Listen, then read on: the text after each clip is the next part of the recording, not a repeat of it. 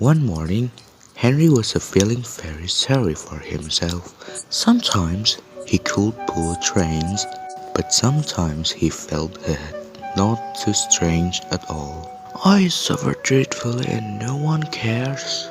"Oh, rubbish, Henry," snorted James. "You don't work hard enough." So Topham Hatt spoke to him too. "What's wrong with you, Henry? You have heard a lot of new parts and new paint too, but they done you no good. If we can't make you better, we must get another engine instead of you to do works." This made Henry, his driver and fireman, very sad. Sir Topham Hatt was waiting when Henry came to the platform.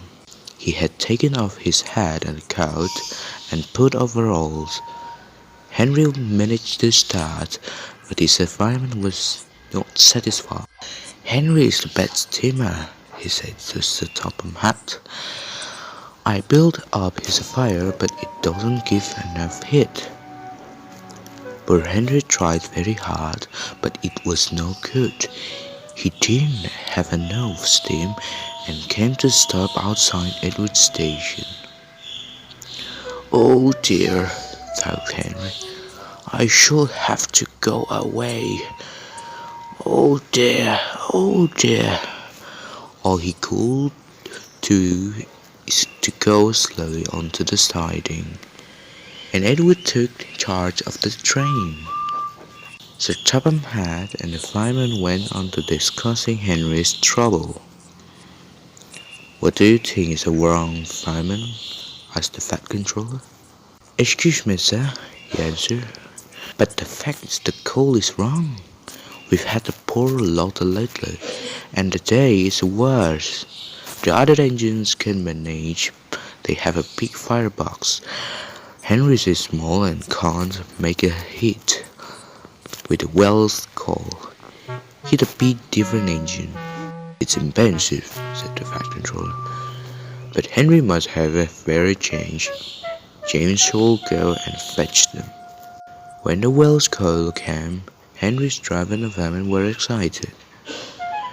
"Now we'll show them, Henry, old fellow."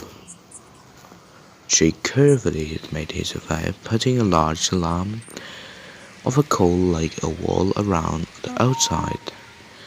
Then the glowing metal part was covered in smaller lumps. "You're spoiling my fire," complained Henry. "You wait and see," said the fireman. "We'll have a roaring fire just when we want it." The fireman was right.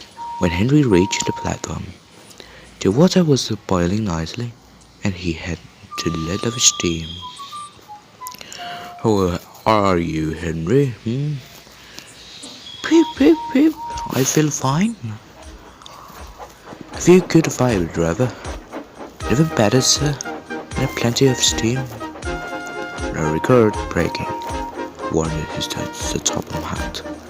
"Don't push him too hard." "Henry won't need pushing, sir. I'll have to hold him back." Henry had a lovely day. He had never felt so well in his life. He wanted to go so fast, but his driver wouldn't let him. "Steady, old fellow," he would say. "There's plenty of time." They arrived early at the station. Tom's Pathan. "Where have you been, lazybones?" asked Henry. "Oh, I can't wait to fiddling tank engines like you. Goodbye." Whoosh! Thomas to the coaches. "Have you ever seen anything like it?" Both Annie and Clarabelle agreed that they never had.